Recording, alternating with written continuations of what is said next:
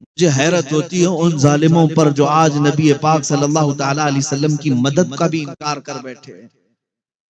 اسی کو تو اعلیٰ حضرت امام اہل سنت فاضل بریلوی رحمۃ اللہ تعالی علیہ نے فرمایا، اور تم پر میرے آقا کی عنایت نہ سہی، نجدیوں کلمہ پڑھانے کا بھی احسان گیا، آج لے ان کی پناہ، آج مدد مانگ ان سے، آج لے ان کی پناہ، آج مدد مانگ ان سے، کل نہ مانیں گے قیامت میں اگر مان گیا۔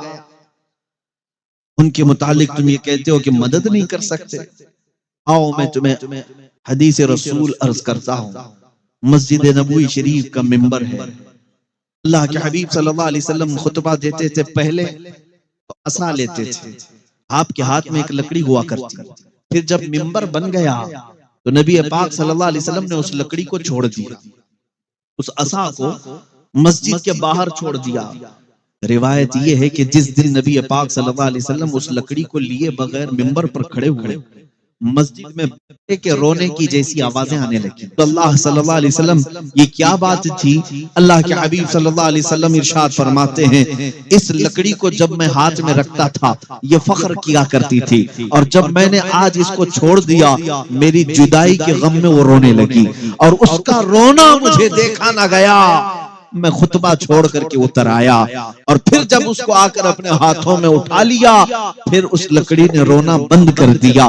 عزیزان گرامی وقار، نبی مکرم صلی اللہ تعالی علیہ وسلم کی جدائی میں اگر ایک لکڑی روئے وہ رسول پاک کو گوارا نہیں ہوتا، وہ ممبر مدینے کا چھوڑ کر اتر جاتے ہیں۔ تم امتی ہو، تم مصطفیٰ کریم صلی اللہ علیہ وسلم کی جدائی میں اگر رو تو کیا یہ بات ممکن نہیں ہے کہ وہ نبی مکرم صلی اللہ علیہ وسلم اسی طرح آج بھی ہمارے گھر تشریف لا سکتے ہیں، جس طرح شرف الدین بوسیری نے اپنے حجرے میں لقوا اور فالج کی بیماری میں پکارا تھا، امین تذکری جیرانی بدی سلمی مزجت دمعا جرى من مقلة بدمي أم هبت الريح من تلقاء كاظمة وأومض البرق في الظلماء من عظمي فما لعينيك إن قلت تكففا همتا وما لقلبك إن قلت تستفق يهمي أيحسب الصف أن الحب منكتم۔ اتنا وہ عطا کرنے میں سخی ہے جس کو شاعر نے کہا تھا، اتنا دیا سرکار نے مجھ کو جتنی میری اوقات نہیں، یہ تو ان کا کرم ہے ورنہ مجھ میں تو ایسی بات نہیں۔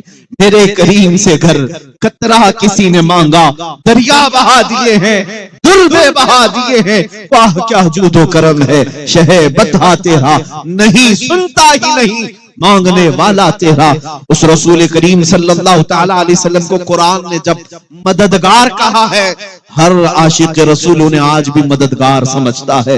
میں ایک واقعہ پڑھتا ہوں، میرے دل میں بڑی تسلی ہوتی ہے اور سینہ مضبوط ہو جاتا ہے۔ سیدنا امام احمد بن حنبل چار اماموں میں سے بہت بڑے امام ہیں، اس محدث کا نام میں عرض کر رہا ہوں جن کو 5 لاکھ حدیثیں یاد تھیں، 5 لاکھ حدیثوں کے حافظ امام احمد بن حنبل، لیکن حالات کے شکار ہو گئے، وقت کے ظالموں نے ان کے ساتھ بہت برا برتاؤ کیا ہے۔ امام احمد بن حنبل کو وقت کے خلیفہ نے گرفتار کر کے ننگی پیٹھ پر کوڑے مارے تھے، ایک حق فتویٰ دینے کی وجہ سے، شریعت طاہرہ کا اعلان کرنے کی وجہ سے۔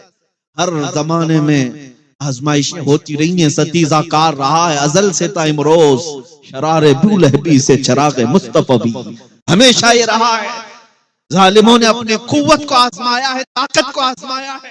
کیا میں بے ستر ہو جاؤں گا آج؟ اللہ کے رسول صلی اللہ تعالی علیہ وسلم کی احادیث کی خدمت کرنے والا ایک امام اپنی تہبند کھسک رہی تھی تو رو رہا تھا۔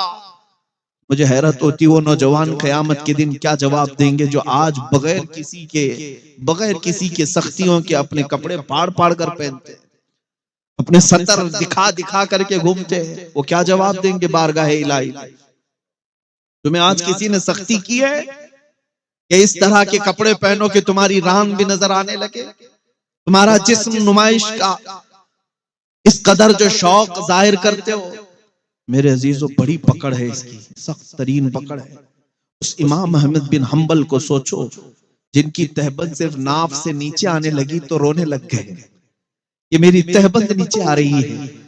تھوڑی ہی دیر کے بعد ان کی آنکھوں سے آنسو نکلے کہ مولا یہاں کون مددگار ہے، یہاں کون مددگار ہے؟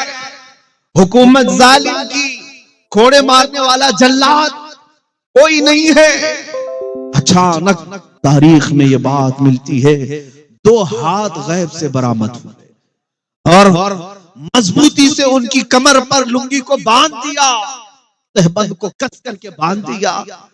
اور اس کے بعد امام احمد بن حنبل جو رو رہے تھے مسکرا پڑے, ہنسنے لگ گئے. اور وہ جلاد کوڑے مارتے مارتے اچانک رک گیا. کہا کہ احمد بن حنبل کوڑے پڑ رہے تھے اور تمہاری لنگی کھل رہی تھی, تم رو رہے تھے, یا اچانک ہنس کیوں رہے ہو؟ اور تم یہ جو تہبند کھل رہی تھی مضبوط کیسے ہو گئی؟ میرے عزیزو, شاید انہوں نے اپنی زبان حال سے یہی کہا ہوگا جو امام اہل سنت نے کہا تھا, ان کے نثار کوئی کیسے ہی رنج میں ہو, جب یاد آ گئے ہیں سب غم بھلا دیے. ہاں, محمد بن حنبل نے کہا اے جلاد تو اپنا کام جاری رکھ, جس کے لیے کوڑے کھا رہا ہوں وہ ذات میرے سامنے ہے, وہ ولی ہیں تمہارے. قرآن کہتا ہے انما ولیکم اللہ ورسولہ, بے شک اللہ اور اس کے رسول تمہارے مددگار ہیں. آج ان حالات میں آپ سے یہ کہتا ہوں, در در کی ٹھوکریں کھا کر کے ہم نے دیکھ لی. بہت ساری جگہوں پر لوگ یہ کہتے یہ مدد کریں گے وہ مدد کریں گے. تمہارا قبلہ کیوں بدل گیا میرے عزیزوں؟ تمہارا ڈائریکشن کیوں چینج ہو گیا؟ کل بھی تمہاری مدد جہاں سے آتی تھی وہیں سے آج بھی آئے. ان کے جو ہم غلام تھے خلق کے پیشوا رہے, بس چہرہ پھر گیا ہے تو ساری دنیا ہم سے پھر گئی ہے. مدد وہی سے ہونی ہے اور انہی کے قدموں میں عزت ہے, انہی کی نسبت میں بھی عزت ہے. ہم نے بہت مختصر سی زندگی میں دیکھا, بہت مختصر سی زندگی میں دیکھا کہ ہمارے لیے جس جگہ جائیں یہ پھول برسائے جاتے ہیں, کس بات کے؟ یہ ہماری عزتوں کے نعرے کس بات کے؟ یہ ہمارے لیے ممبر کس بات کے؟ اتنا سارا مجمع کس لیے ہمارا انتظار کرتا ہے؟ میرے عزیزوں, ہمارا اپنا کوئی کمال نہیں, یہ صرف اور صرف عزتیں جو ملی ہیں وہ نسبت مصطفیٰ سے. تم آج دنیا میں بھی دیکھ لو, عزتیں انہی کے قدموں سے وابستہ ہیں, انہی کے قدموں سے وابستہ ہے. آزمائشوں کے ہم شکار ہو سکتے ہیں, لیکن اعلیٰ حضرت فرماتے ہیں بے نشانوں کا نشان مٹتا نہیں, مٹتے مٹتے نام ہو ہی جائے. یہ بے نشان کون ہے؟ یہ وہی عاشقان مصطفیٰ کی جماعت ہے جو رسول اللہ کی مدد کی منتظر رہتی ہے. ہمیشہ پکارا تھا, میرے پیر کا ورم اور سوجن ہی ختم ہو گئی تھی. مددگار ہیں رسول تمہارے, اور یہ عقیدہ کوئی نیا گڑھا ہوا نہیں. میں تمہارے سامنے حدیثیں رکھ رہا ہوں, قرآن کی آیت رکھ رہا ہوں. عزیزان گرامی, اس لیے ہم اولیاء کرام کی کے درباروں میں جاتے ہیں اور غوث اعظم کو المدد یا شیخ عبد القادر جیلانی کہتے ہیں, اس لیے کہ قرآن کہتا ہے ایمان والے تمہاری مددگار ہیں. تو اللہ کے ولی کیوں نہیں مددگار ہیں؟ وہ مددگار ہیں زندگی میں بھی اور بعد وفات بھی. کسی کے سمجھ میں نہ آئے تو ہمارا وہ قصور نہیں ہے, لیکن اللہ تعالیٰ جس کے ذہن کے دریچے کھول دے اسے ساری چیزیں سمجھ میں آ ہی جاتی ہیں, مدد کہاں کہاں ہوتی. عزیزان گرامی, نبی اکرم صلی اللہ تعالیٰ علیہ وسلم کی ذات کی طرف متوجہ ہو جائیں. میں اپنی گفتگو ہمیشہ اسی عنوان پر کرتا ہوں اور سمیٹتا بھی وہی ہوں, لیکن چونکہ آج جشن غوث اعظم ہے اور آپ نے سرکار غوث الاعظم دستگیر رضی اللہ تعالیٰ عنہ کے نام سے اس جلسے کو منسوب کیا ہے, تو میں آپ کو یہ بھی بتا دوں کہ وہ کہاں کہاں مدد کرتے ہیں, وہ کہاں کہاں مدد کرتے ہیں. تمہیں پتا ہے, میں نے ایک مطالعے میں دیکھا, آج سائنس کی دنیا جس کو اپنا قبلہ و کعبہ سمجھتی ہو, اور سائنسدان, مشہور سائنسدان آئنسٹائن, اور اس نے یہ لکھا ہے کہ دنیا کا کنارہ یہ تو نظر آ جائے, لیکن پوری کائنات کا کنارہ کہاں ہے, یا کائنات میں وسعت کتنی ہے, یہ پتا کرنے کے لیے اس نے کہا کہ 2 کروڑ نوری سال لگیں گے. 2 کروڑ نوری سال. آپ کو پتا ہے نوری سال کس کو کہتے ہیں؟ نوری سال کی رفتار الگ ہے اور ہمارے یہ شب و روز کی رفتار الگ ہے. ہم صبح سورج نکلنے پر اور شام کو ڈوبنے پر ایک دن شمار کرتے ہیں. نوری سال میں یہ نہیں. نوری سال میں ایک منٹ میں 80 لاکھ کلومیٹر کا سفر ہو سکتا ہے. ایک منٹ میں اس طرح کے 2 کروڑ سال لگ جائیں کائنات کی وسعت کو پہچاننے کے لیے. یہ جو سائنس کی دنیا میں رہتے ہیں اور صبح شام ان کی اسی لیبارٹری میں ہوتی ہے، ان کی بات میں کر رہا ہوں. 2 کروڑ نوری سال انہیں لگ جائیں. شہنشاہ بغداد یہ کہتے ہیں نظرت الی بلاد اللہ جمعا کخردلۃ علی حکم اتصالی. میں پوری کائنات کو، اللہ کے شہروں کو ایسے دیکھتا ہوں جیسے اپنے ہتھیلی میں رائی کے دانے کو دیکھتا ہوں.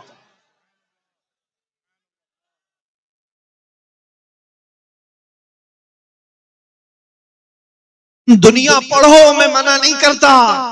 تم ہمیشہ سائنس کو لے کر کے اگر کرامات سے کمپیئر کرنا چاہو تو بہت پیچھے رہ جاؤ گے. جن کو میرے نبی کا گھوڑا نہ سمجھ میں آئے، جن کو رسول پاک کا براق نہ سمجھ میں آئے، انہیں میرے مصطفیٰ کا سفر معراج کیا سمجھ سکتا ہے؟ اور ان لوگوں کو سمجھانے کے لیے غوث پاک رضی اللہ تعالیٰ عنہ کی کرامتیں بھی ہیں. ایک روایت ہم نے یہ پڑھی بھی ہے. ایک شخص مجمع میں بیٹھا تھا غوث پاک رضی اللہ تعالیٰ عنہ کے، اور جب آپ معراج کا واقعہ بیان کر رہے تھے اس کے دل میں یہ خلیش پیدا ہوئی، ایسا کیسے ہو سکتا ہے رسول اتنی جلدی جائیں گے اور آ جائیں گے؟ اور اچانک اس کے پیٹ میں مروڑ شروع ہو گئی. اور وہ جو ہے 2 واقعات ہیں الگ الگ. اس کے پیٹ میں ایسی مروڑ شروع ہو گئی کہ اسے بہت تیز قضاء حاجت کی اشد ضرورت پیش آنے لگی. تو پھر اچانک اس کی آنکھیں بند ہوئی. تو پھر وہ کھول کر کے آنکھیں دیکھتا ہے وہ کسی جنگل میں. جلدی سے اس نے دیکھا یہاں پانی بھی بہ رہا ہے. اپنے کپڑے اتارے اور اپنی حاجت پوری کیا اور وہاں سے اپنی صفائی بھی کر لیا. اور وہاں پر چابیوں کا یا کچھ گچھا اس نے درخت پر لٹکا رکھا تھا. پھر واپس اس نے اپنے کپڑے پہن لیے اور اس کے بعد پھر جیسے ہی اس نے اپنی حاجت پوری کی، کپڑے پہنے، آنکھیں کھولا تو دیکھا وہ اسی مسجد میں بیٹھا ہے جہاں غوث پاک بیان کر رہے تھے. اب حاجت کچھ نہیں لگی، پیٹ میں بھی کوئی چیز نہیں تھی. اور اس کے بعد اس نے سوچا میرا وہم تھا یا میرے سے کچھ ایسی چیز ہو گئی ہے جو اونگ آنے پر میں نے کوئی خواب دیکھا ہو. نہیں، خواب نہیں تھا نہ وہم تھا. محفل کے بعد وہ اٹھ کر کے گیا. پھر اسے اندازہ ہوا میں تو اپنی چابیوں کا گچھا وہیں بھول آیا تھا جہاں اپنی استنجا کر کے آیا. اسے وہ جگہ پتا تھی. ڈھونڈتے ہوئے گیا تو بہت دور تھا، وہ علاقہ بہت دور تھا. چلتے چلتے تھک گیا، شام ہو گئی. اس علاقے میں جا کر پہنچا تو دیکھا وہاں پانی بھی بہ رہا، علاقہ وہی اور درختوں پر اس کی چابیوں کا گچھا ابھی بھی لٹکا ہوا. پتہ یہ چلا میرے عزیزوں 400 سال کے بعد میرے مصطفیٰ کریم صلی اللہ علیہ وسلم کی نسل پاک میں آنے والا شیخ عبد القادر جیلانی، وہ حسنی اور حسینی سادات میں سے، اگر وہ اپنی مسجد میں خطاب کے دوران بیٹھے بیٹھے کسی کو اپنی مجلس سے دور کا سفر بھی کرائیں، اس کی حاجت بھی پوری کرائیں اور پھر اسے محفل میں لا سکیں، یہ تو 400 ان اللہ زوالی الارض وارا ما بین المشارق والمغارب کفی. حضور پاک صلی اللہ تعالی علیہ وسلم فرماتے ہیں کہ میں اللہ تعالیٰ نے مجھے پوری روئے زمین کو گھیر کر کے دے دیا، میں مشرق و مغرب کے پورے دونوں کے درمیان ایسے دیکھتا ہوں جیسے ہتھیلی کو دیکھتا ہوں. ارے عزیزو وہ مددگار ہیں، تبھی اللہ نے ان کے سامنے یہ سب چیزیں سمیٹ کر رکھی ہیں. اب میں آپ کو بتاتا ہوں شیخ عبد القادر جیلانی غوث اعظم بغدادی رضی اللہ تعالیٰ عنہ یہ مددگار نہیں ہوتے تو بہجت الاسرار کی یہ متواتر روایتیں نہیں آتی. ایک بات میں آج آپ کے سامنے رکھ کر کے جاتا ہوں، الفضل لما شہید بہ الاعداء، فضیلت تو اس کی جس کی دشمن بھی گواہی دیتے ہوں، دشمن بھی گواہی دیتے ہوں. میں آپ کو بتاؤں جس جماعت کو کرامتوں کا بہت زیادہ انکار، وہ کہتے ہیں یہ کہانیاں ہیں، وہ کہتے ہیں یہ سب من گھڑت قصے ہیں. میں آپ کو کہتا ہوں اسی جماعت کے ایک بہت بڑے شیخ، بہت بڑے امام شیخ ابن تیمیہ، جس کے پیچھے پوری جماعت چلتی ہے، جس کے پیچھے پورا طبقہ چلتا ہے، شیخ ابن تیمیہ نے یہ لکھا ہے کہ میں نے اپنی زندگی میں اتنی کرامات کسی کی نہیں دیکھی جتنی شیخ عبد القادر جیلانی کی. یہ کون کہہ رہے ہیں؟ شیخ ابن تیمیہ کی بات میں کہہ رہا ہوں. عزیزان گرامی، وہ ابن تیمیہ جب یہ کہہ رہے ہیں کہ سرکار غوث پاک شیخ عبد القادر جیلانی کے تصرفات سب سے زیادہ سننے کو ملے، تواتر کی حد سے، جن کا انکار کرنا مشکل ہے. اب آؤ میں آپ کو بتاتا ہوں، مریدین نے تو مدد پایا ہی، اور بھی دوسرے لوگ بھی مدد پاتے رہے. ایک صاحب ہیں، وہ کہتے ہیں مجھے تجارت پر جانا تھا، میرے شیخ مرشد اس وقت بغداد میں رہتے تھے، وہ غوث پاک نہیں، دوسرے ایک بزرگ ہیں، ان کا نام غالباً حماد تھا یا احمد تھا. ان کے پاس وہ گیا، کہا کہ حضور مجھے تجارت پر ملک شام جانا ہے، مجھے آپ بتائیے، استخارہ کر کے دیکھ کے بتائیں. ہمارا استخارہ اور ہے، اولیاء کرام کا استخارہ اور ہے. وہ سیدھے لوہے محفوظ میں دیکھتے، لوہے محفوظ میں دیکھتے اس کے حالات پر کیا لکھا ہوا ہے، لکھے ہوئے کو بدلوایا. میرے عزیزو، اور اس کو اس طرح سے بدلوایا کہ جو ہونے والا کی بات پر اس کو حقیقت سے خواب میں بدل کر کے پیش کر دیا. جو ہونا تھا وہ. اس لیے یہ باتیں کسی کو اگر لگتی ہوں کہ یہ صرف لفاظی ہیں، نہیں، بخاری شریف کی حدیث ہے کہ کچھ لوگ ایسے ہوں گے اللہ کے پیارے، لو اقسموا علی اللہ لابرہ، بخاری شریف میں ہے اگر وہ اللہ کو کسی بات کی قسم دے دیں اللہ وہ بات پوری کر دیتا ہے. یہ کون لوگ ہیں جو اپنا سب کچھ اللہ کے لیے فنا کر دیں؟ میرے عزیزو، ہمارے اور تمہارے چاہنے سے اگر کچھ نہیں ہوتا تو اپنے عقلوں پر قیاس مت کرو کہ ہم بھی بہت دعا کرتے ہیں ہمارے سے تو کچھ چلتا نہیں. وہ شیخ عبد القادر کی بات کر رہا ہوں جو 40 سال جنگلوں میں عبادت کرتے رہے، جنہوں نے کھانے کی طرف خواہش نہیں کی، جنہوں نے کبھی اپنے دنیاوی مسکن کی خواہش نہیں کی، لذات کی خواہش نہیں کی. ایک انگور کے دانے سے سحری کرنا، آدھے گلاس پانی سے افطار کرنا، برسوں اس پر گزارا، مشقتیں عبادتیں کی، اور اس کے بعد جب وہ آئے اللہ کریم نے بے پناہ تصرفات انہیں عطا کیا. مٹا دو اپنی ہستی کو اگر کچھ مرتبہ چاہو کہ دانا خاک میں مل کر گلے گلزار بنتا ہے. اولیاء اکرام اپنی ہستیاں اللہ کریم کی یاد میں فنا کرتے ہیں، پھر اللہ انہیں مددگار بناتا ہے. پھر اتنا ہی نہیں کہ وہ اپنی زندگی میں مدد کرتے ہیں بلکہ بعد وفات بھی مدد کیا کرتے ہیں. اللہ تعالیٰ ان کے تصرفات کو قائم رکھتا ہے. باؤ میرے عزیزو، جب یہ میری گفتگو کا خلاصہ تم نے سن لیا ہے تو اب میں اپنے گفتگو کے اختتام پر آتا ہوں. آج کے حالات میں آپ سے یہ پوچھنا چاہتا ہوں، مجھے بتاؤ کیا یہ نعرہ بالکل صحیح نہیں ہے؟ کیا یہ نعرہ بالکل صحیح نہیں ہے جو ہمارے بزرگوں نے ہمیں دیا تھا؟ کسی کی جے وجے کیوں پکاریں، کیا غرض ہم کو؟ کسی کی جے وجے کیوں پکاریں، کیا غرض ہم کو؟ ہمیں کافی ہے سید اپنا نعرہ یا رسول اللہ، ہمیں کافی ہے سید اپنا نعرہ یا رسول اللہ. ہم رسول اللہ کے، جنت رسول اللہ کی. اور جو بھونکتے ہیں ان بھونکوں سے بھی میں کہتا ہوں تمہیں میرے رسول سمجھ میں نہیں آئیں گے، دیکھنی ہے حشر میں عزت رسول اللہ کی. اور عزیزان گرامی، میں آپ سے مخاطب ہوں، میرے نوجوانوں سے، قوم کے غیور افراد سے، کہ تمہیں دنیا نے کس طرح کے ماحول میں جکڑ دیا ہے، تم صبح و شام کس طرح کی گزار رہے ہو. آج تمہارے چہروں سے وہ سارا غازہ کیوں چھن گیا ہے؟ تمہارے چہروں کی لالی کیوں ختم ہو گئی؟ جس کو دیکھ کر کے دنیا ہیبت زدہ رہتی تھی، کسی اور بات سے نہیں ڈرتی دنیا تم سے. کان کھول کر کے سن لو، طاقتیں جمع کرنا ہے جمع کر لو، تم فوج جمع کرنا ہے جمع کر لو.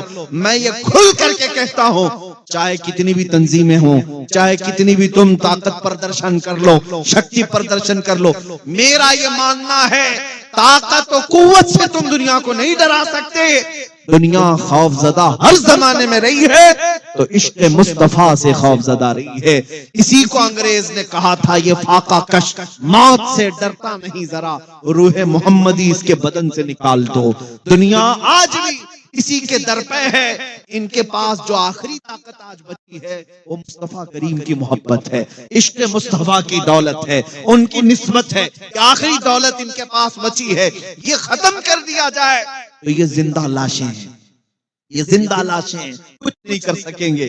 اس لیے میں اس پر فوکس کرتا ہوں، ہر بار میں اس بات کی طرف توجہ دلاتا ہوں میرے عزیز بچوں کو، نوجوانوں کو، کچھ ابھی بگڑا نہیں ہے، کچھ ابھی بہت دیر نہیں ہوئی ہے، سویرا ہے، اندھیرا اتنا نہیں ہوا ہے جتنا کہ لوگ ہمیں کہتے ہیں۔ میں تمہیں ایک بات بتا دوں، جو لوگ یہ رونا رو رہے ہیں کہ ہم بچھڑ گئے، ٹھیک ہے، انہوں نے ہمارے ظاہری حالات دیکھے، ہاں میں مانتا ہوں کہ نشہ بہت بڑھ گیا ہم میں، اور ان ایجوکیٹڈ لوگ بہت زیادہ ہو گئے، جہالت ہمارے ہاں بڑھ گئی ہے، بے حیائیاں بڑھ گئی ہیں، جھگڑے فسادات بڑھ گئے ہیں، غنڈہ گردیاں بڑھ گئی ہیں، بہت ساری برائیاں آ گئی، یہ ٹھیک ہے، میں مانتا ہوں ہمارے محلے بکھرے ہوئے ہیں، اختلافات میں ہیں، اور اس کے علاوہ یہ بھی میں مانتا ہوں طاقت و قوت میں کچھ بھی نہیں ہے، زیرو ہے، یہاں تک کہ ان کا کوئی نمائندہ نہیں ہے، اور آگے سیاست میں بھی نہیں، قیادت میں بھی نہیں، حکومت میں بھی نہیں، ہماری بات رکھنے والے اللہ ماشاءاللہ دو چند کے علاوہ کوئی نہیں۔ پھر یہ سب چیزیں ہونے کے بعد کبھی تم نے سوچا غور سے، کبھی تم نے سوچا اتنی کمزور قوم ہی ہے اگر اتنی کمزور قوم ہی ہے اگر یہ تو 24 گھنٹے یہ میڈیا چینلوں میں بحث کا مدعا کیوں بنی رہتی ہے؟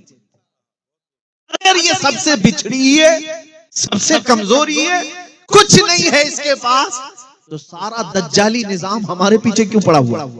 اور جن کی روٹیاں چلتی نہیں ہمارا نام لیے بغیر، آپ کو معلوم ہوگا بزنس نہیں چلتا تمہارا نام لیے بغیر، کیوں ایسا ہے؟ کبھی سوچا اس بارے میں؟ میاں جو بچھڑی ہوئی قوم ہے، اس کے پاس ایجوکیشن نہیں، حکومت نہیں، طاقت نہیں، تنظیم نہیں، سیاست نہیں، کچھ نہیں، اس پر تم اتنے کیوں مدعے بناتے ہو؟ سارا کا سارا ٹارگٹ تمہارے اوپر کیوں ہے؟